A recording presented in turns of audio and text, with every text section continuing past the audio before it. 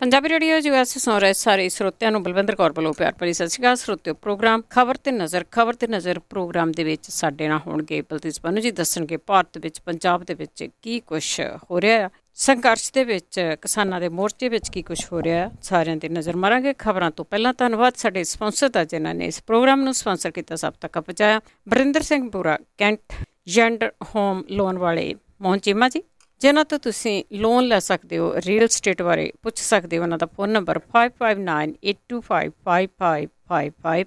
ਮਨਦੀਪ ਸਿੰਘ ਸੈਨੋਜੇ, ਗੁਰਚਰਨ ਸਿੰਘ ਬਿਕਰਸਫੀਲਡ, ਮਨਜੀਤ ਸਿੰਘ ਦੀਵਾਨਾ ਫਰਜ਼ਨੋ, Satnam Singh Shergill Salma, Gurdeep Singh ਪਿਰਤੀ ਕਲੋਬਸ, Khalsa insurance agency ਸੈਨੋਜੇ 4082722500। ਉਹਨਾਂ ਦਾ phone number ਹੈ। ਹਰ ਇੱਕ ਤਰ੍ਹਾਂ ਦੀ ਇੰਸ਼ੋਰੈਂਸ ਕਰਦੇ ਨੇ, ਕਾਲ ਕਰ ਸਕਦੇ ਹੋ। ਸਾਡੇ ਨਾਲ ਜੁੜ ਚੁੱਕੇ ਨੇ ਬਲਤੇਜ ਬਾਨੂ। ਸਤਿ ਸ਼੍ਰੀ ਅਕਾਲ, ਸਵਾਗਤ ਹੈ ਜੀ। ਧੰਨਵਾਦ ਜੀ, ਬਹੁਤ ਮਿਹਰਬਾਨੀ। ਗੱਲ ਕਰਦੇ ਹਾਂ ਜਿਹੜੇ ਪੁਲਿਸ ਦੇ ਵੱਲੋਂ ਨੋਟਿਸ ਦਿੱਤੇ ਜਾ ਰਹੇ ਆ, ਉਹਨਾਂ ਦੇ ਖਿਲਾਫ ਕਿਸਾਨਾਂ 'ਚ ਰੋਹ। ਦੇਖੋ, ਜਿਹੜੀ ਸਰਕਾਰ ਦੇ ਵੱਲੋਂ ਹਰ ਹੀਲਾ ਵਸੀਲਾ ਜਿਹੜਾ ਉਹ ਵਰਤਿਆ ਜਾ ਰਿਹਾ ਕਿ ਕਿਸੇ ਤਰੀਕੇ ਦੇ ਨਾਲ ਇਹਨੂੰ ਜਿਹੜਾ ਅੰਦੋਲਨ ਡੇ ਬਾਈ ਡੇ ਵੱਡੇ ਪੱਧਰ ਤੇ ਫੈਲੀ ਜਾ ਰਿਹਾ, ਉਹਨੂੰ ਰੋਕਿਆ ਜਿਹੜਾ ਉਹ ਜਾ ਸਕੇ।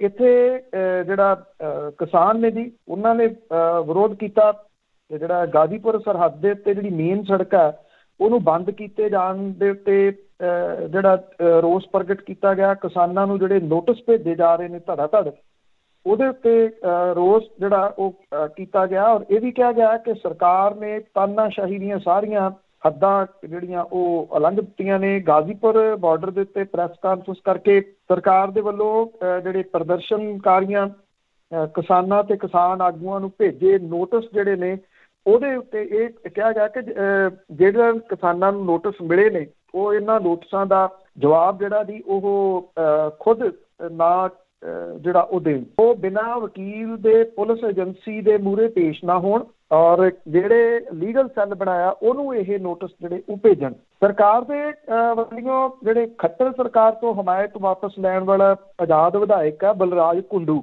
ਉਹਦੇ ਘਰ ਜਿਹੜਾ ਸੀਗਾ ਉਹ ਛਾਪੇਮਾਰੀ ਕਰਵਾਈ ਗਈ ਜੀ ਕੱਲ੍ਹ।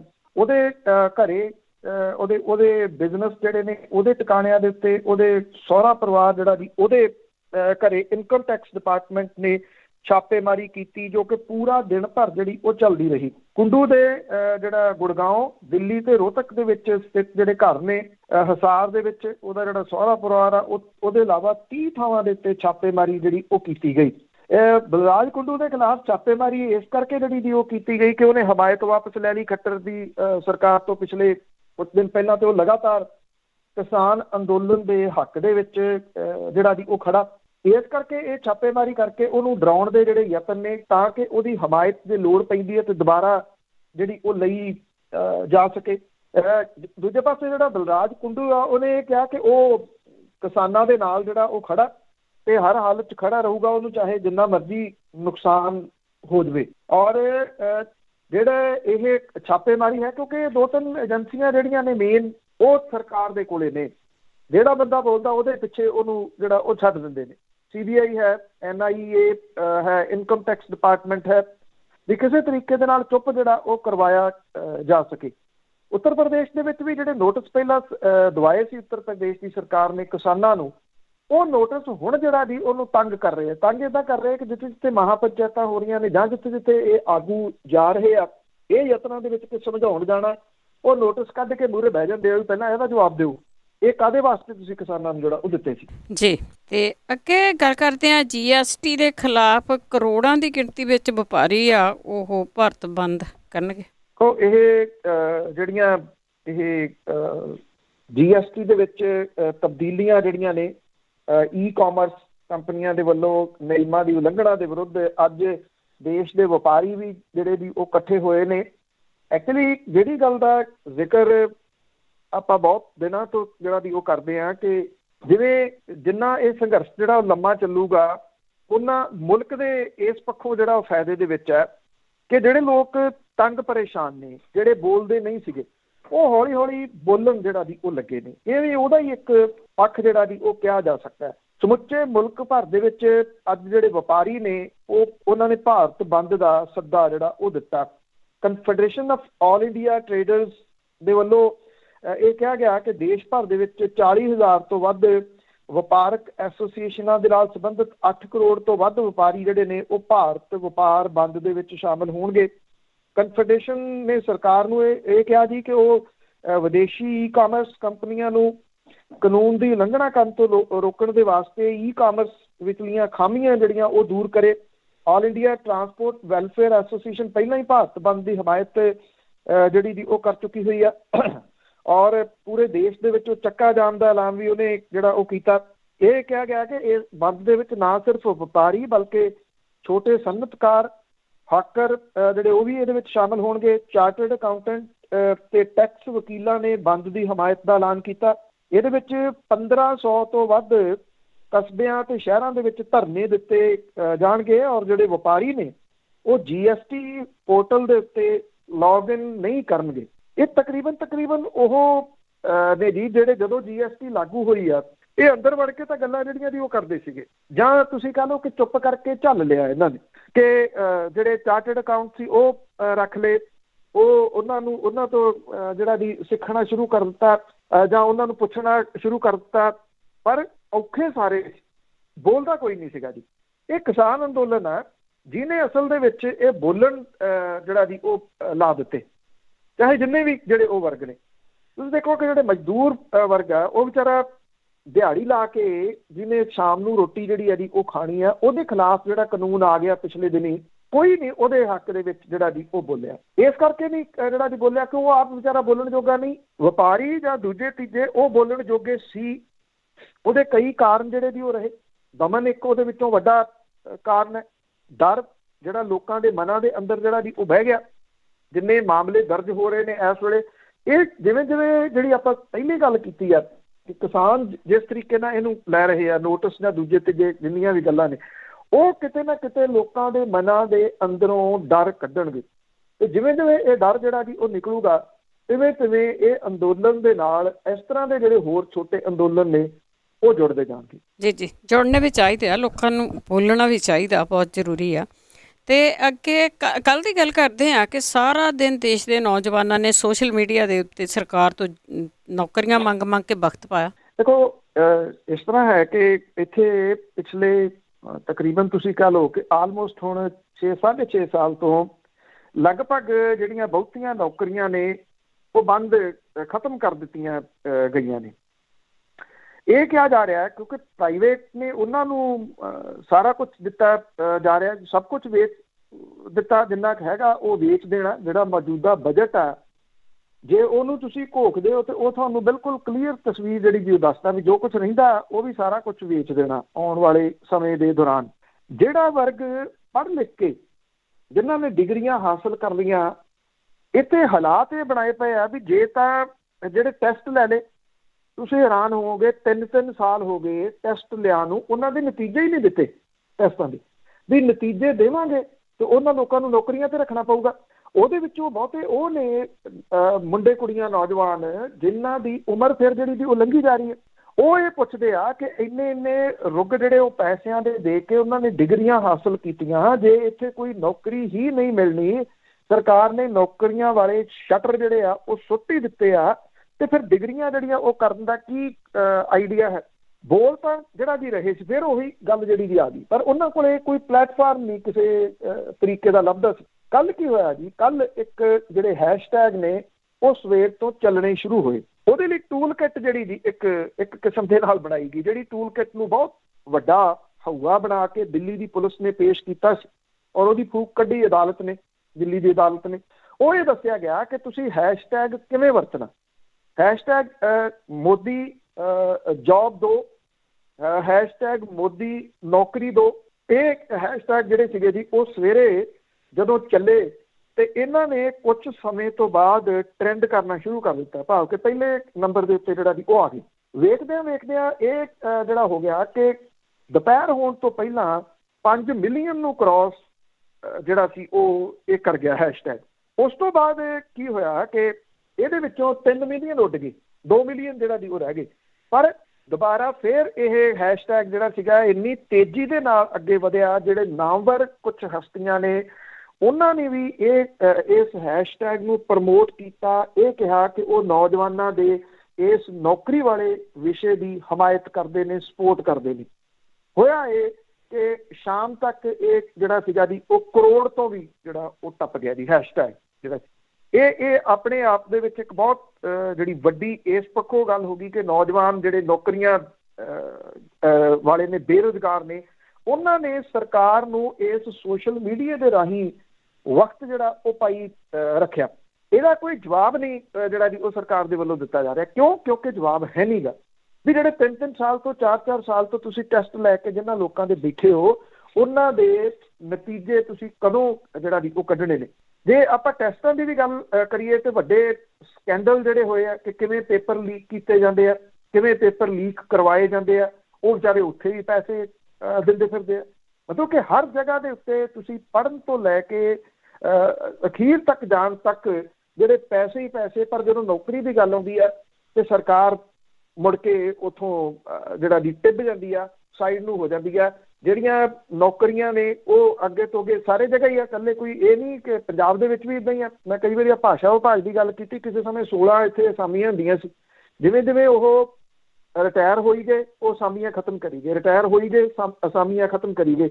ਇਸ ਵੇਲੇ ਇੱਕੋ ਰਹਿ ਗਈ ਭਾਸ਼ਾ ਵਿਭਾਗ ਦੇ ਵਿੱਚ। ਮਤਲਬ ਕਿ ਹਰ ਜਗ੍ਹਾ ਦੇ ਉੱਤੇ ਐਸਾ ਜੰਦਾ ਕੁੰਡਾ ਜਿਹੜਾ ਜੀ ਉਹ ਲਾਤਾ ਕਿ ਮਹਿਕਮੇ ਲਗਭਗ ਆਪੇ ਹੀ ਦਮ ਜਿਹੜੇ ਉਹ ਤੋੜ ਜਾਣ, ਸਾਨੂੰ ਅੱਗੋਂ ਰੱਖੜੇ ਨਾ ਪੈਣ, ਸਾਰਾ ਕੁਝ ਵੇਚ ਦਿਓ, ਰੇਲਵੇ ਪ੍ਰਾਈਵੇਟ ਕਰ ਦਿਓ, ਏਅਰਪੋਰਟ ਪ੍ਰਾਈਵੇਟ ਜਿਹੜੇ ਦੀ ਉਹ ਕਰ ਦਿਓ, ਤੇਲ ਕੰਪਨੀਆਂ ਜਿਹੜੀਆਂ ਉੱਥੋਂ ਚੁੱਕ ਲਓ, ਤੇ ਸਰਕਾਰਾਂ ਜਿਹੜੀਆਂ ਮੇਰੀ ਉਹ ਸਿਰਫ ਹੂਟਰ ਮਾਰਨ ਤੇ ਲਾਲ ਬੱਤੀ ਜਗਾਉਣ ਦੇ ਵਾਸਤੇ ਜਿਹੜੀਆਂ ਦੀ ਉਹ ਰੱਖ ਲਈਆਂ।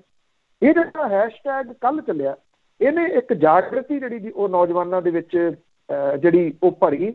ਇੱਕ ਜਦੋਂ ਇੱਥੇ ਕਰੋਨਾ ਦਾ ਜ਼ੋਰ ਸੀਗਾ ਤੇ ਉਦੋਂ ਫੋਨ ਦੇ ਉੱਤੇ ਰਿਕਾਰਡਿੰਗ ਚੱਲਦੀ ਹੁੰਦੀ ਸੀਗੀ ਕਿ ਯਾਦ ਰੱਖੋ ਅਸੀਂ ਬਿਮਾਰੀ ਨਾਲ ਲੜਨਾ, ਬਿਮਾਰ ਨਾਲ ਨਹੀਂ। ਮੇਰਾ ਖਿਆਲ ਉਹਨੂੰ ਇੱਕ ਕਿਸਮ ਦੇ ਨਾਲ ਇਹ ਨੌਜਵਾਨਾਂ ਨੇ ਜਿਹੜਾ ਜੀ ਉਹ ਵਰਤਿਆ ਤੇ ਉਹਨਾਂ ਨੇ ਕਿਤੇ ਨਾ ਕਿਤੇ ਸਿੱਖਿਆ ਦਿੱਤੀ ਆ। ਜਿਹੜੇ ਸਾਡੇ ਫੇਸਬੁੱਕ ਦੇ ਉੱਤੇ ਬੈਠੇ ਨੇ ਗਾਲ ਕੱਢ ਮਹਿਕਮਾ, ਉਹਨਾਂ ਨੂੰ ਜਿਹੜਾ ਕਿ ਅਸੀਂ ਲੜਨਾ ਕਿਹਦੇ ਨਾਲ ਹੈ, ਲੜਾਈ ਜਿਹੜੀ ਉਹ ਕਿਹਦੇ ਨਾਲ ਹੈ, ਤੇ ਲੜਾਈ ਸਿਸਟੇਮੈਟਿਕਲੀ ਤੁਸੀਂ ਲੜਨੀ ਜਿਹੜੀ ਜੀ ਉਹ ਕਿਵੇਂ। ਇਹ ਕੱਲ੍ਹ ਦੇ ਹੈਸ਼ਟੈਗ ਨੇ ਜਿਹੜਾ ਉਹ ਦੱਸਿਆ। ਜੇ ਅਜੇ ਵੀ ਜਿਹੜਾ ਉਹ ਸਮਝਿਆ ਜਾ ਸਕੇ ਕਿ ਸਰਕਾਰਾਂ ਤੱਕ ਆਪਣੀ ਗੱਲ ਕਿਵੇਂ ਪਹੁੰਚਾਉਣੀ ਹੈ, ਤੇ ਲੜਾਈ ਖਾਸ ਤੌਰ ਦੇ ਉੱਤੇ ਜਦੋਂ ਨਿਸ਼ਾਨਾ ਤੈਅ ਹੋ ਜਾਂਦਾ ਨਾ ਕਿ ਲੜਨਾ ਇਹਦੇ ਨਾਲ ਹੈ ਤੇ ਇਸ ਇਸ਼ੂ ਨੂੰ ਲੈ ਕੇ ਲੜਨਾ, ਫਿਰ ਬਹੁਤੀ ਹੱਦ ਤੱਕ ਲੜਾਈ ਉਹ ਜਿੱਤੀ ਜਾਂਦੀ ਜੀ। ਪੈਣਾ ਵੀ ਇਸੇ ਤਰ੍ਹਾਂ ਚਾਹੀਦਾ ਕਿ ਹੁਣ ਸੋਸ਼ਲ ਮੀਡੀਆ ਦੀ ਗੱਲ ਕੀਤੀ ਆ, ਸੋਸ਼ਲ ਮੀਡੀਆ ਤੇ ਜਿਹੜੇ ਵੈਬ ਪੋਰਟਲ ਆ ਉਹਨਾਂ ਦੇ ਵੀ ਪਰਖ ਉਤਰਨ ਦੀ ਤਿਆਰੀ ਆ, ਉਹਨਾਂ ਲਈ ਨਹੀਂ ਇਸ ਤਰ੍ਹਾਂ ਦਾ ਕੁਝ ਹੋ ਸਕਦਾ? ਦੇਖੋ ਇਸ ਤਰ੍ਹਾਂ ਹੈ ਕਿ ਵਿਸ਼ਵ ਭਰ ਦੇ ਵਿੱਚ ਜਿਹੜਾ ਸੋਸ਼ਲ ਮੀਡੀਆ ਉਹ ਲੋਕਾਂ ਦੇ ਆਮ ਹਥਿਆਰ ਦੇ ਵਜੋਂ ਸਾਹਮਣੇ ਆਇਆ ਔਰ ਲੋਕਾਂ ਨੂੰ ਆਪਣੀ ਗੱਲ ਜਿਹੜਾ ਉਹ ਕਹਿਣ ਦਾ ਇੱਕ ਪਲੇਟਫਾਰਮ ਮਿਲਿਆ। ਇਸ ਤਰ੍ਹਾਂ ਦਾ ਪਲੇਟਫਾਰਮ ਕਿ ਕੋਈ ਵਿਅਕਤੀ ਜਿਹੜਾ ਜੀ ਉਹ ਆਪਣੀ ਗੱਲ ਠੋਕ ਵਜਾ ਕੇ ਕਹਿ ਸਕੇ, ਉਹ ਉਹਦੇ ਆਲੇ ਦੁਆਲੇ ਦੇ ਬਾਰੇ ਦੇ ਵਿੱਚ ਹੋਵੇ, ਉਹਦੇ ਸ਼ਹਿਰ ਦੇ ਬਾਰੇ 'ਚ ਹੋਵੇ, ਉਹਦੇ ਮੁਲਕ ਦੇ ਬਾਰੇ 'ਚ ਹੋਵੇ, ਵਿਸ਼ਵ ਦੇ ਬਾਰੇ ਦੇ ਵਿੱਚ ਹੋਵੇ, ਜਿਹਨੇ ਲੋਕਾਂ ਨੂੰ ਇੱਕ ਹੌਸਲਾ ਜਿਹੜਾ ਉਹ ਦਿੱਤਾ ਔਰ ਲੋਕਾਂ ਨੂੰ ਦੇ ਵਾਸਤੇ ਮੁਸ਼ਕਿਲਾਂ ਵੀ ਜਿਹੜੀਆਂ ਖੜੀਆਂ ਕੀਤੀਆਂ। ਕਿਉਂਕਿ ਸਰਕਾਰਾਂ ਕਦੀ ਨਹੀਂ ਚਾਹੁੰਦੀਆਂ ਹੁੰਦੀਆਂ, ਚਾਹੇ ਦੁਨੀਆ ਦੀ ਕੋਈ ਸਰਕਾਰ ਹੋਵੇ, ਕਿ ਉੱਥੋਂ ਦੇ ਲੋਕ ਜਾਗਰੂਕ ਹੋ ਜਾਣ ਤੇ ਉਹ ਸਵਾਲ ਕਰਨ ਲੱਗ ਜਾਣ। ਪਰ ਫਿਰ ਵੀ ਜਿਹੜੇ ਜੇ ਆਪਾਂ ਬਾਕੀ ਬਾਹਰਲੇ ਮੁਲਕਾਂ ਦੀ ਗੱਲ ਕਰੀਏ ਜੀ, ਉਹਨਾਂ ਦੇ ਵਿੱਚ ਫਿਰ ਵੀ ਇੰਨਾ ਕੁ ਜਿਹੜੀਆਂ ਦੀ ਇਹ ਚੀਜ਼ਾਂ ਜਿਉਂਦੀਆਂ ਨੇ ਕਿ ਚਲੋ ਜੇ ਲੋਕ ਗੱਲ ਕਰਦੇ ਆ ਉਹਨਾਂ ਦੀ ਸੁਣੀ ਜਾਵੇ, ਘੱਟੋ ਘੱਟ ਉਹਨਾਂ ਨੂੰ ਇਗਨੋਰ ਨਾ ਕੀਤਾ ਜਾਵੇ। ਇੱਥੇ ਕਹਾਣੀ ਜਿਹੜੀ ਦੀ ਉਹ ਵੱਖਰੀ ਹੈ। ਇੱਥੇ ਹੁਣ ਹੋਇਆ ਕੀ ਹੈ ਕਿ ਜਿਹੜਾ ਮੀਡੀਆ, ਜਿਹੜੇ ਚੈਨਲ ਨੇ, ਉਹਨਾਂ ਨੂੰ ਤਾਂ ਕਰ ਲਿਆ ਕਾਬੂ ਆਪਣੇ ਇਹਦੇ ਵਿੱਚ। ਜਿਹੜੇ ਕਾਬੂ ਨਹੀਂ ਹੋਏ ਉਹਨਾਂ ਨੂੰ ਕਿਸੇ ਨਾ ਕਿਸੇ ਤਰੀਕੇ ਦੇ ਨਾਲ ਭੰਡਣਾ ਜਿਹੜਾ ਸ਼ੁਰੂ ਕਰਤਾ। ਉਹਦੇ ਪਿੱਛੇ IT ਵਿੰਗ ਆਪਣੇ ਜਿਹੜੇ ਉਹ ਛੱਡ ਦਿੱਤੇ। ਮੈਂ ਅੱਗੇ ਵੀ ਇੱਕ ਦਿਨ ਗੱਲ ਕੀਤੀ ਸੀ ਵੀ ਜਿੰਨੀ ਦੇਰ ਤੱਕ ਤਾਂ IT ਵਿੰਗ ਸਰਗਰਮ ਸੀਗਾ ਟਵਿੱਟਰ ਦੇ ਉੱਤੇ, ਉਦੋਂ ਤੱਕ ਤਾਂ ਟਵਿੱਟਰ ਬਹੁਤ ਵਧੀਆ ਸੀ।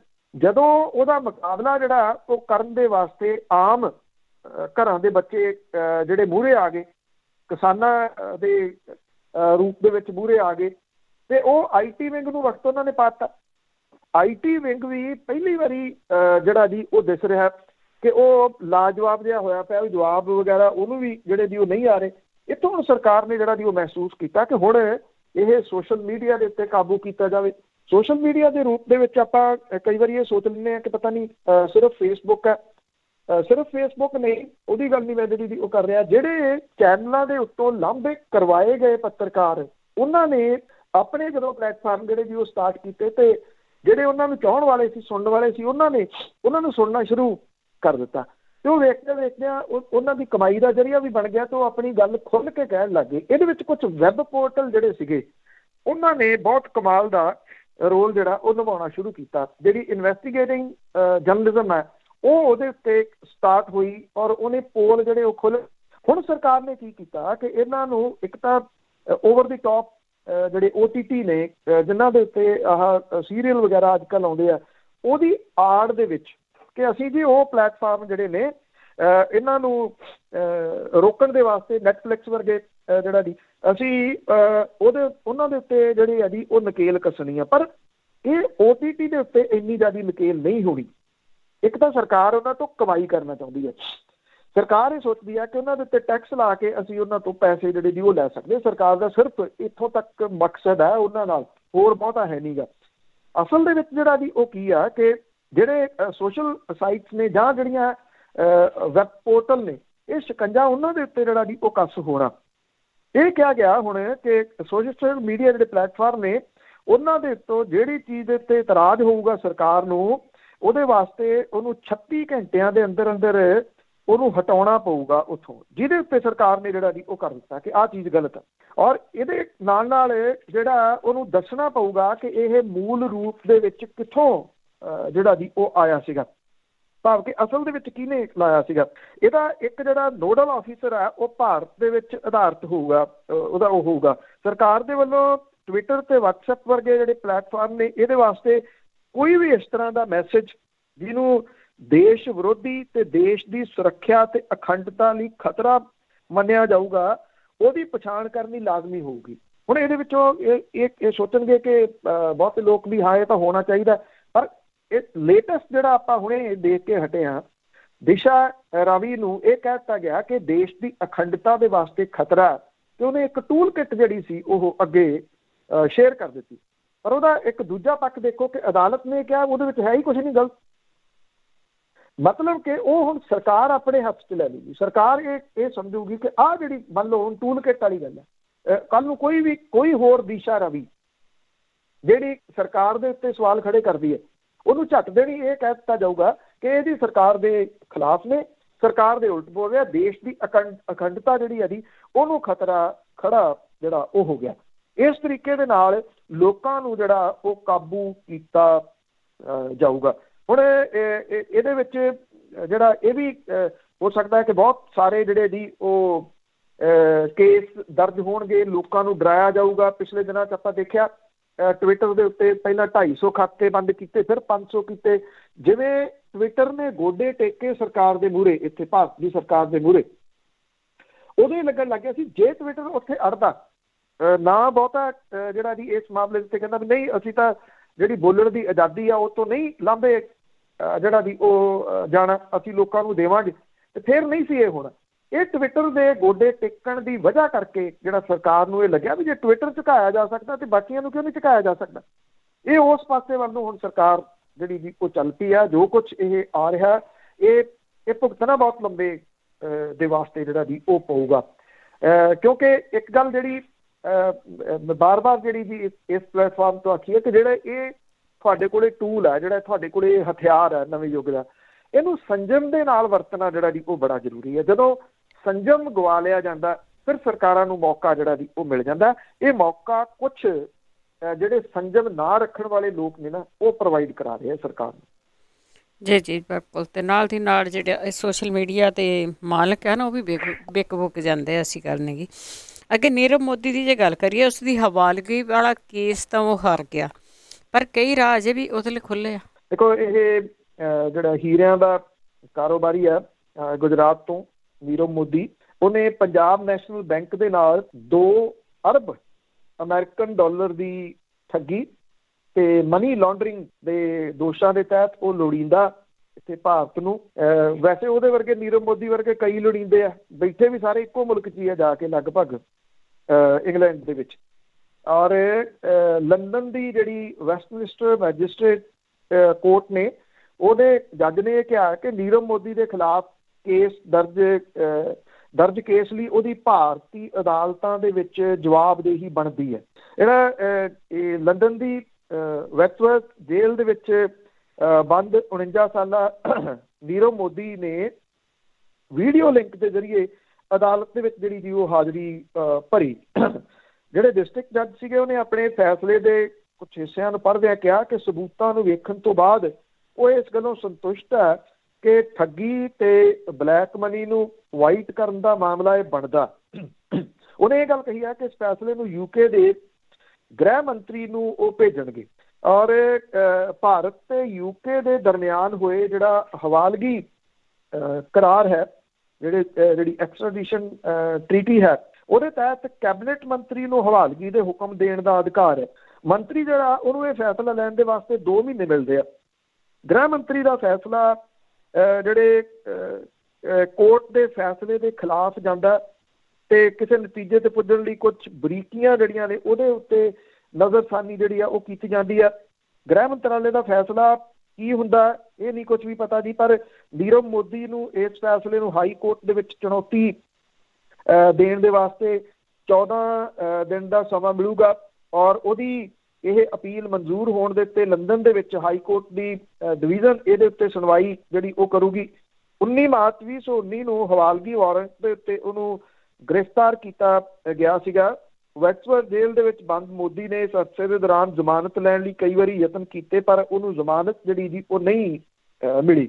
ਹੁਣ ਹਾਲਾਂਕਿ ਇਹਦੇ ਉੱਤੇ ਜਿਹੜਾ ਜੀ ਕੱਲ ਧਮੱਚੜ ਤਾਂ ਪਾਇਆ ਜਾ ਰਿਹਾ ਸੀ, ਪਰ ਨੀਰਵ ਮੋਦੀ ਦੇ ਕੋਲੇ ਅਜੇ ਕਈ ਆਪਸ਼ਨਸ, ਕਈ ਰਾਹ ਜਿਹੜੇ ਆ ਜੀ ਉਹ ਪਏ ਆ। ਠੀਕ ਉਸ ਤਰੀਕੇ ਦੇ ਨਾਲ ਜਿਵੇਂ ਜਿਹੜਾ ਇੱਥੋਂ ਕਿੰਗ ਫਿਸ਼ਰ ਵਾਲਾ ਜਿਹੜਾ ਜੀ ਉਹ ਗਿਆ ਸੀਗਾ ਠੱਗੀ ਮਾਰ ਕੇ, ਉਹਦੇ ਕੋਲੇ ਰਾਹ ਜਿਹੜੇ ਜੀ ਉਹ ਪਏ ਨੇ।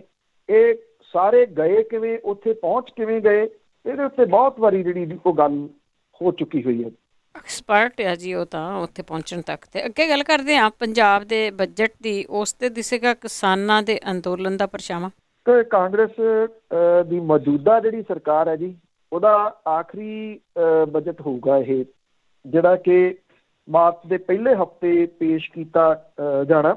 1 ਮਾਰਚ ਤੋਂ ਪੰਜਾਬ ਵਿਧਾਨ ਸਭਾ ਦਾ ਇਜਲਾਸ ਸ਼ੁਰੂ ਹੋ ਰਿਹਾ, 10 ਮਾਰਚ ਤੱਕ ਇਹ ਚੱਲੂਗਾ ਕਿਉਂਕਿ ਕੇਂਦਰੀ ਖੇਤੀ ਕਾਨੂੰਨਾਂ ਦੇ ਖਿਲਾਫ ਚੱਲ ਰਹੇ ਕਿਸਾਨ ਅੰਦੋਲਨ ਦਾ ਪਰਛਾਵਾਂ ਇਸ ਬਜਟ ਦੇ ਉੱਤੇ ਦਿਸੂਗਾ ਔਰ ਇਹ ਆਖਰੀ ਬਜਟ ਹੈ, ਚੋਣਾਂ ਵਾਲਾ ਬਜਟ ਜਿਹੜਾ ਉਹ ਕਿਹਾ ਜਾਂਦਾ ਆਖਰੀ ਬਜਟ ਨੂੰ।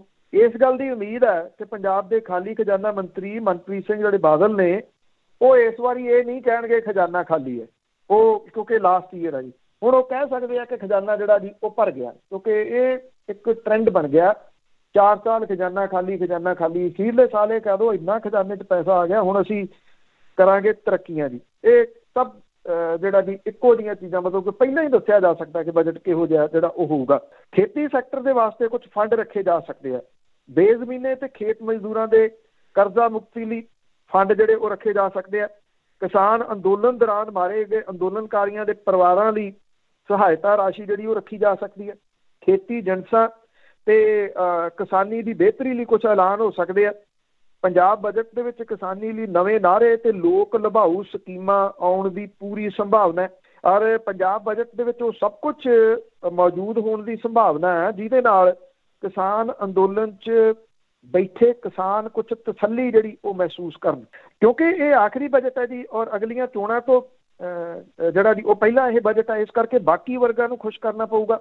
ਸਿਹਤ ਤੇ ਸਮਾਜਿਕ ਖੇਤਰ ਦੇ ਵਿੱਚ ਸੁਧਾਰ ਦੀ ਗੱਲ ਜਿਹੜੀ ਹੋ ਸਕਦੀ ਹੈ, ਨੌਜਵਾਨਾਂ ਲਈ ਰੁਜ਼ਗਾਰ ਦੀ ਗੱਲ ਜਿਹੜੀ ਉਹ ਹੋ ਸਕਦੀ ਹੈ, ਨਵੀਆਂ ਸਕੀਮਾਂ ਕੁਝ ਜਿਹੜੀਆਂ ਹੋਣਗੀਆਂ ਤੇ ਲੋਕਾਂ ਨੂੰ ਉਸੇ ਤਰੀਕੇ ਦੇ ਨਾਅਰੇ ਜਿਹੜੇ ਵੀ ਉਹ ਦਿੱਤੇ ਜਾਣ ਦੀ ਉਮੀਦ ਹੈ ਕਿ ਕੈਪਟਨ ਨੇ ਸਹੁੰ ਚੁੱਕੀ ਤੇ ਘਰ ਘਰ ਨੌਕਰੀ ਪੱਕੀ। ਜਦੋਂ 17 ਦੀਆਂ ਚੋਣਾਂ ਹੋਈਆਂ ਸੀ, ਉਹ 17 ਦੀਆਂ ਚੋਣਾਂ ਦੇ ਵਿੱਚ ਇਹ ਵੀ ਜਿਹੜਾ ਜੀ ਕਿਹਾ ਗਿਆ ਸੀਗਾ ਬੇਰੁਜ਼ਗਾਰੀ ਭੱਤਾ ਦਿੱਤਾ ਜਾਊਗਾ ਜਿੰਨੀ ਦੇਰ ਤੱਕ ਨੌਕਰੀਆਂ ਨਹੀਂ ਮਿਲਦੀਆਂ। ਨੌਕਰੀਆਂ ਮਿਲੀਆਂ ਕਿਹੜੀਆਂ? ਪੀਜ਼ਾ ਡਿਲੀਵਰ ਕਰਨ ਵਾਲੀਆਂ ਜਿਹੜੀਆਂ ਲੋਕਾਂ ਨੂੰ ਉਹ ਸਰਕਾਰੀ ਨੌਕਰੀਆਂ 'ਚ ਗਿਣ ਲਈਆਂ ਜੀ। ਉਹ ਇਹ ਪਹਿਲੀ ਵਾਰੀ ਹੋਇਆ ਕਿ ਪੀਜ਼ਾ ਡਿਲੀਵਰ ਕਰਨਾ ਸਰਕਾਰੀ ਨੌਕਰੀਆਂ ਦੇ ਵਿੱਚ ਆ ਗਿਆ, ਮਤਲਬ ਕਿ ਖਾਤੇ 'ਚ ਲਿਖ ਲਿਆ ਅਸੀਂ ਨੌਕਰੀਆਂ ਇਹ ਜਿਹੜੀਆਂ ਉਹ ਦਿੱਤੀਆਂ ਨੇ। ਉਦੋਂ ਇਹ ਵੀ ਆਖਿਆ ਗਿਆ ਕਿ ਬੁਢਾਪਾ ਪੈਨਸ਼ਨ ਡਬਲ ਕੀਤੀ ਜਾਊਗੀ, 3-3 ਸਾਲ ਤੋਂ ਮਿਲੀ ਨਹੀਂ ਲੋਕਾਂ ਨੂੰ। ਇਹ ਵੀ ਉਦੋਂ ਜਿਹੜਾ ਜੀ ਕਿਹਾ ਗਿਆ ਕਿ ਜਿਹੜੀ ਸ਼ਗਨ ਸਕੀਮ ਹੈ ਉਹ ਦੁੱਗਣੀ ਕੀਤੀ ਜਾਊਗੀ। ਸ਼ਗਨ ਸਕੀਮ ਵਾਲੀਆਂ ਦੇ ਵਿਚਾਰੀਆਂ ਦੇ ਜਵਾਕ ਵੀ ਜਿਹੜੇ ਉਹ 2-2, 2.5 ਸਾਲ ਦੇ ਹੋ ਗਏ, ਉਹਨਾਂ ਨੂੰ ਉਹ ਸ਼ਗਨ ਸਕੀਮ ਹੀ ਨਹੀਂ ਮਿਲੀ, ਵਿਆਹ ਦੇ ਮੌਕੇ 'ਤੇ ਜਿਹੜੀ ਉਹ ਮਿਲਦੀ ਹੈ। ਇੰਨਾ ਸਾਰਾ ਕੁਛ ਔਰ 4 ਸਾਲ ਖਜ਼ਾਨਾ ਖਾਲੀ ਕਹਿ ਕੇ ਹੁਣ 5ਵੇਂ ਸਾਲ ਦੇ ਵਿੱਚ ਜਿਹੜੇ ਮਨਪ੍ਰੀਤ ਸਿੰਘ ਬਾਦਲ ਹੋਰੀ ਨੇ ਉਹ ਕਿਵੇਂ ਖਜ਼ਾਨਾ ਭਰਨਗੇ, ਬਸ ਵੇਖਣ ਵਾਲਾ ਹੋਊਗਾ ਜੀ। 2-3 ਦਿਨ ਹੋਰ ਰਹਿ ਗਏ ਜੀ ਬੋਲਣਗੇ ਜੀ, ਜ਼ਰੂਰ ਬੋਲਣਗੇ। ਤਾਂ ਅੱਗੇ ਗੱਲ ਕਰਦੇ ਹਾਂ ਅਮਰਿੰਦਰ ਸਿੰਘ ਦੀ, ਪੰਜਾਬ ਦੇ ਮੁੱਖ ਮੰਤਰੀ ਦੀ। ਦੁਬਾਰਾ ਕਪਤਾਨ ਬਣਨ ਦੀਆਂ ਗੱਲਾਂ ਬਾਤਾਂ ਹੋ ਰਹੀਆਂ ਤੇ ਪਰ ਪਾਰਟੀ ਦੇ ਅੰਦਰ ਕਾਟੋ ਕਲੇਸ਼ ਸ਼ੁਰੂ ਆ। ਐਕਚੁਅਲੀ ਅਜੇ ਸਾਹਮਣੇ ਦਿਸਦਾ ਤਾਂ ਨਹੀਂ, ਪਰ ਉਹ ਪੀਕੇ ਦਾ ਪਰਛਾਵਾਂ ਜਿਹੜਾ ਜੀ ਉਹ ਦਿਸਣ ਲੱਗ ਗਿਆ। ਪ੍ਰਸ਼ਾਂਤ ਕਿਸ਼ੋਰ ਵਾਲਾ ਉਹਨੂੰ ਹਾਇਰ ਕਰ ਲਿਆ ਹੋਇਆ। ਇਹ ਕਿਹਾ ਜਾ ਰਿਹਾ ਕਿ ਉਹਨੂੰ ਫਿਰ ਕਪਤਾਨ ਸਾਹਿਬ ਨੇ ਹਾਇਰ ਕੀਤਾ। ਜਿਸ ਦਿਨ ਨਿਗਮ ਚੋਣਾਂ ਦੇ ਰਿਜ਼ਲਟ ਆਏ ਆ ਉਦਣ ਪੰਜਾਬ ਪ੍ਰਦੇਸ਼ ਕਾਂਗਰਸ ਦੇ ਪ੍ਰਧਾਨ ਸੁਨੀਲ ਜਾਖੜ ਹੋਰਾਂ ਨੇ ਪ੍ਰੈਸ ਕਾਨਫਰੰਸ ਕਰਕੇ ਇੱਕ ਪੋਸਟਰ ਜਾਰੀ ਕਰਤਾ ਸੀ ਕਿ 2022 ਦਾ ਕਪਤਾਨ ਇਹਨਾਂ ਉਹਦੇ ਵਿੱਚ ਜਿਹੜਾ ਜੀ ਉਹ ਲਿਖਿਆ ਸੀ ਕੈਪਟਨ ਅਮਰਿੰਦਰ ਸਿੰਘ ਹੋਰਾਂ ਦੀ ਜਿਹੜੀ ਉਹ ਫੋਟੋ। ਇਹ ਕਹਿਤਾ ਕਿ 2022 ਦੀਆਂ ਚੋਣਾਂ ਕੈਪਟਨ ਅਮਰਿੰਦਰ ਸਿੰਘ ਹੋਰਾਂ ਦੀ ਅਗਵਾਈ 'ਚ ਲੜੀਆਂ ਜਾਣਗੀਆਂ। ਗੱਲ ਪਤਾ ਸੀ ਉਦਣ ਹੀ ਜਿਹੜੀ ਹੈ ਜੀ ਇਹ ਉੱਡ ਪੈਣੀ ਆ, ਕਿਉਂਕਿ 1-2 ਚੀਜ਼ਾਂ ਇਹਦੇ ਵਿੱਚ ਅਹਿਮ ਨੇ। ਇੱਕ ਤਾਂ ਇਹ ਕਿ ਕਾਂਗਰਸ ਹਾਈ ਕਮਾਂਡ ਜਿਹੜੀ ਹੈ ਜੀ ਉਹ ਫੈਸਲਾ ਕਰਦੀ ਹੈ ਇਸ ਚੀਜ਼ ਦਾ।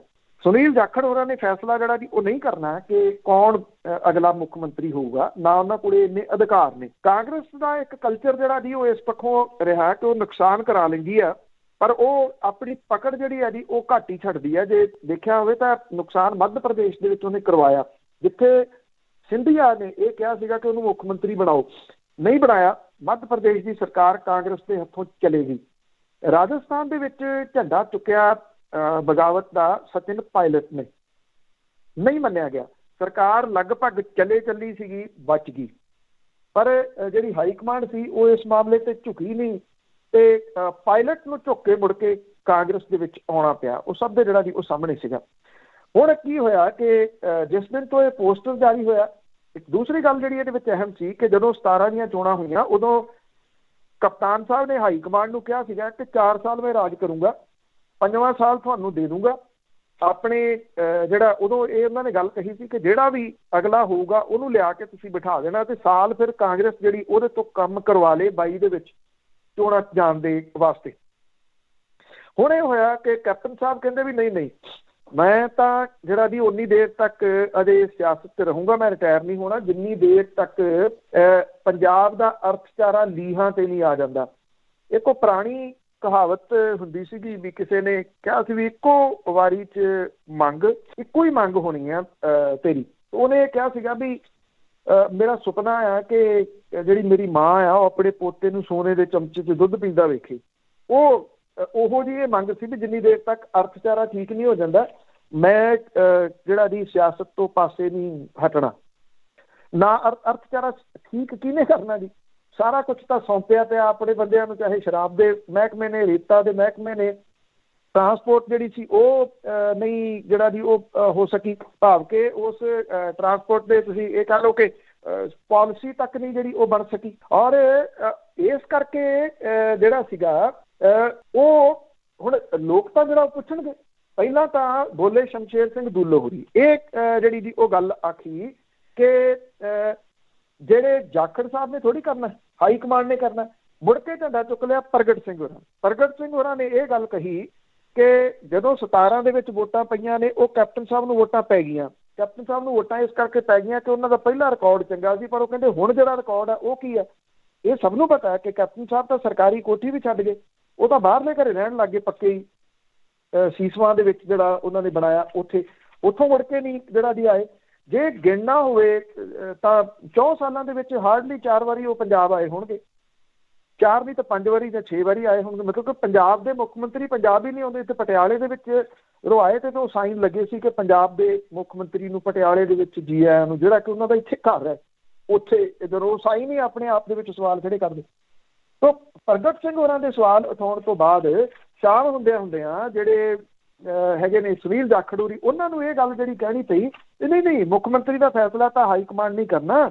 ਮੈਂ ਤਾਂ ਇਹ ਗੱਲ ਕਹੀ ਸੀ ਵੀ ਪਹਿਲਾਂ ਮੁੱਖ ਮੰਤਰੀ ਚੁਣ ਲਓ, ਸਰਕਾਰ ਚੁਣ ਲਓ, ਫਿਰ ਮੁੱਖ ਮੰਤਰੀ ਆਪਾਂ ਜਿਹੜਾ ਵੀ ਉਹ ਖੜਾ ਕਰ ਲਾਂਗੇ ਕਿ ਮੁੱਖ ਮੰਤਰੀ ਬਣਾਉਣਾ ਜਿਹੜਾ ਉਹ ਕਿਹਨੂੰ ਆ। ਮਤਲਬ ਕਿ ਇਹ ਖਿਲਾਰਾ ਆਉਂਦੇ ਦਿਨਾਂ ਦੇ ਦੌਰਾਨ ਕਾਂਗਰਸ ਦੇ ਵਿੱਚ ਵਧੂਗਾ, ਸਦਾ ਹੀ ਰਹਿੰਦਾ ਇਹਨਾਂ ਦਾ ਖਿਲਾਰਾ। ਅਖੀਰ ਦੇ ਵਿੱਚ ਗੱਲ ਕਰਦੇ ਹਾਂ ਮੌਸਮ ਦੀ ਤਬਦੀਲੀ ਵੀ ਹੋ ਰਹੀ ਆ, ਵਾਢੀ ਵੀ ਹੋਣੀ ਆ ਤੇ ਕਿਸਾਨਾਂ ਨੇ ਵੀ ਦਿੱਲੀ ਜਾਣ ਦੀ ਰਣਨੀਤੀ ਬਦਲੀ। ਦੇਖੋ ਹਾਲਾਂਕਿ ਸਰਕਾਰ ਇਸ ਚੀਜ਼ ਤੇ ਬੈਠੀ ਆ ਕਿ ਕਿਸਾਨ ਜਿਹੜੇ ਨੇ ਉਹ ਵਾਢੀ ਦੇ ਮੌਕੇ ਦੇ ਉੱਤੇ ਉਹ ਵਾਪਸ ਚਲੇ ਜਾਣਗੇ। ਹਾਲਾਂਕਿ ਜਿਹੜੀ ਵਾਢੀ ਆ ਉਹ ਹੁਣ ਕੰਬਾਈਨਾਂ ਦੀ ਰਹਿ ਗਈ। ਹਾਰਡਲੀ ਜਿਹੜੀ ਵਾਢੀ ਹੈ ਜੀ ਉਹ 10 ਦਿਨ ਤੋਂ ਵੱਧ ਨਹੀਂ ਚੱਲਦੀ। ਉਹ ਸਮਾਂ ਗਿਆ ਜੀ ਵੀ ਉਹ ਦਾਤੀਆਂ ਨੂੰ ਘੁੰਗਰੂ ਲਵਾਉਣੇ ਤੇ ਸੋ ਵੀ ਇੰਨਾ ਲੰਮਾ ਟਾਈਮ ਚੱਲਦਾ ਹੁੰਦਾ ਸੀਗਾ ਜੀ। ਹੱਥਾਂ ਦੇ ਨਾਲ ਕਟਾਈ ਹੁੰਦੀ ਸੀ, ਥ੍ਰੈਸ਼ਰਾਂ ਦੇ ਨਾਲ ਫਿਰ ਕਣਕ ਗਾਹੀ ਜਾਂਦੀ ਸੀਗੀ। ਉਹ ਤਾਂ ਸਾਰਾ ਕੁਛ ਜਿਹੜਾ ਜੀ ਉਹ ਚਲੇ ਗਿਆ। ਹੁਣ ਪਿੰਡਾਂ ਥਾਵਾਂ ਦੇ ਵਿੱਚ ਜਿਹੜੇ ਜੀ ਉਹ ਕਿਸਾਨ ਲਾਮਬੰਦੀ ਕਰ ਰਹੇ ਆ। ਜਿਹੜੀਆਂ ਟਰਾਲੀਆਂ ਉੱਥੇ ਖੜੀਆਂ ਨੇ ਉਹਨਾਂ ਨੂੰ ਮੂਵ ਨਾ ਕੀਤਾ ਜਾਵੇ। ਜਿਹੜੀਆਂ ਬਾਕੀ ਟਰਾਲੀਆਂ ਪਿੰਡਾਂ ਦੇ ਵਿੱਚ ਹੈਗੀਆਂ ਨੇ ਉਹ ਵਰਤੋਂ ਇੱਕ ਦੂਜੇ ਦੀ ਮਦਦ ਕੀਤੀ ਜਾਵੇ। ਇਹ ਹੁੰਦਾ ਸੀਗਾ ਜੀ ਕਿਸੇ ਟਾਈਮ ਜਿਹੜਾ ਚੱਲਦਾ ਮੰਗ ਪਾਉਣੀ, ਮੰਗ ਵੀ ਕਹਿੰਦੇ ਸੀ ਕੁਛ ਏਰੀਏ ਦੇ ਵਿੱਚ, ਆਵਤ ਵੀ ਉਹਨੂੰ ਕਹਿੰਦੇ ਸੀਗੇ। ਉਦੋਂ ਲੋਕ ਰਲ ਮਿਲ ਕੇ ਕੰਮ ਜਿਹੜਾ ਜੀ ਉਹ ਕਰਦੇ ਹੁੰਦੇ ਸੀ। ਸੋ ਕਿਤੇ ਨਾ ਕਿਤੇ ਉਹ ਕਲਚਰ ਜਿਹੜਾ ਜੀ ਉਹ ਵਾਪਸ ਆ ਰਿਹਾ ਔਰ ਲੋਕ ਮਿਲ ਕੇ ਇਸ ਵਾਰੀ ਜਿਹੜਾ ਜੀ ਉਹ ਕੰਮ ਕਰਨਗੇ। ਇਸ ਕਰਕੇ ਹੁਣ ਜਿਹੜਾ ਜੀ ਤੌਰ ਤਰੀਕੇ ਕੁਛ ਜਿਹੜੇ ਉਹ ਕਿਸਾਨ ਬਦਲ ਰਹੇ ਨੇ ਇਹ ਵਾਢੀ ਦੀ ਵਜ੍ਹਾ ਕਰਕੇ। ਕਿਸਾਨਾਂ ਨੇ ਟਰਾਲੀਆਂ ਜਿਹੜੀਆਂ ਜੀ ਉਹ ਪੱਕੇ ਤੌਰ ਦੇ ਉੱਤੇ ਦਿੱਲੀ ਦੇ ਬਾਰਡਰਾਂ ਉੱਤੇ ਖੜੀਆਂ ਕੀਤੀਆਂ ਨੇ ਔਰ ਇਹ ਜਿਹੜਾ ਜੀ ਇਹ ਕਿਹਾ ਜਾ ਰਿਹਾ ਕਿ ਉਹ ਟਰਾਲੀਆਂ ਮੂਵ ਨਹੀਂ ਕਰਨੀਆਂ ਔਰ ਰੇਲ ਦੇ ਰਾਹੀਂ ਲੋਕ ਜਿਹੜੇ ਆ ਉਹ ਜਾ ਰਹੇ ਆ ਬਾਰਡਰਾਂ ਦੇ ਉੱਤੇ, ਸਰਹੱਦਾਂ ਦੇ ਉੱਤੇ। ਔਰ ਜਿਹੜੇ ਟ੍ਰੇਨਾਂ ਨੇ ਜਿਹੜੀਆਂ ਨਰੇਲਾ ਰੇਲਵੇ ਸਟੇਸ਼ਨ ਆ ਜੀ ਉਹ ਭਰਿਆ ਹੁੰਦਾ ਸਵੇਰ ਕਿਸਾਨਾਂ ਦੇ ਨਾਲ। ਇੱਕ ਤਾਂ ਜਿਹੜਾ ਸਿੰਘੂ ਬਾਰਡਰ ਇਹਦੇ ਤੋਂ ਨੇੜੇ ਆ, ਪੈਦਲ ਵੀ ਜਾਇਆ ਜਾ ਸਕਦਾ, ਆਟੋ ਵਗੈਰਾ ਜਿਹੜੇ ਜੀ ਉਹ ਹੈਗੇ ਆ। ਜਿਹੜੇ ਮਾਲਵੇ ਦੇ ਵਿੱਚੋਂ ਜਾਣ ਵਾਲੇ ਕਿਸਾਨ ਨੇ ਉਹ ਹੁਣ ਟਰਾਲੀਆਂ ਉਹਨਾਂ ਨੇ ਉੱਥੇ ਪੱਕੀਆਂ ਖੜੀਆਂ ਕਰਤੀਆਂ। ਖੁਦ ਰੇਲਵੇ ਦੇ ਉੱਤੇ ਰੇਲ ਦੀ ਵਰਤੋਂ ਕਰਕੇ ਵਾਪਸ ਆਉਂਦੇ ਆ। ਉਸੇ ਰੇਲ ਦੇ ਉੱਤੇ ਜਿਹੜਾ ਜੀ ਉਹ ਵਾਪਸ ਚਲੇ ਜਾਂਦੇ ਆ। ਔਰ ਉਹ ਇਹ ਕਹਿ ਰਹੇ ਆ ਕਿ ਜਿਹੜੀਆਂ ਟਰਾਲੀਆਂ ਉੱਥੇ ਲੱਗੀਆਂ ਨੇ ਸਰਹੱਦਾਂ ਤੇ ਉਹ ਮੂਵ ਨਹੀਂ ਕੀਤੀਆਂ ਜਾਣਗੀਆਂ, ਉਹ ਉਸੇ ਤਰੀਕੇ ਦੇ ਨਾਲ ਖੜੀਆਂ ਜਿਹੜੀਆਂ ਰਹਿਣਗੀਆਂ। ਇਹਦੇ ਨਾਲ ਆਪਾਂ ਜਿਹੜੀ ਪਹਿਲਾਂ ਵੀ ਜਿਹੜੀ ਉਹ ਗੱਲ ਕੀਤੀ ਆ, ਇਕਜੁੱਟਤਾ ਲੋਕਾਂ ਦੇ ਵਿੱਚ, ਆਪਸੀ ਜਿਹੜਾ ਜੀ ਉਹ ਸਹਿਚਾਰ ਪ੍ਰੇਮ ਉਹਦੀ ਵਾਪਸੀ ਹੋ ਰਹੀ ਆ, ਜਿਹੜੀ ਕਿ ਬੜੀ ਪੋਜ਼ਿਟਿਵ ਕਹੀ ਜਾ ਸਕਦੀ ਹੈ ਪੰਜਾਬ ਦੇ ਵਾਸਤੇ। ਕਾਸ਼ ਇਹ ਬਹੁਤ ਲੰਬੀ ਚੱਲੇ ਜੀ। ਬਹੁਤ ਧੰਨਵਾਦ ਬਲਤੇਜ ਪੰਨੂ ਜੀ। ਮਿਹਰਬਾਨੀ ਜੀ, ਧੰਨਵਾਦ ਜੀ। ਸਤਿ ਸ਼੍ਰੀ ਅਕਾਲ। ਸਤਿ ਸ਼੍ਰੀ ਅਕਾਲ ਜੀ। ਤੇ ਸਰੋਤੇ ਸਨ ਬਲਤੇਜ ਪੰਨੂ ਜੋ ਸਾਡੇ ਨਾਲ ਜੁੜਦੇ ਨੇ, ਕਰਦੇ ਨੇ ਖਬਰਾਂ। ਇਸੇ ਦੇ ਨਾਲ ਸਾਡਾ ਅੱਜ ਦਾ ਬੁਲਟਨ ਇੱਥੇ ਹੀ ਸਮਾਪਤ। ਬਲਵਿੰਦਰ ਕੌਰ ਵੱਲੋਂ ਆਪ ਸਭ ਨੂੰ ਹੀ ਪਿਆਰ ਭਰੀ ਸਤਿ ਸ੍ਰੀ ਅਕਾਲ।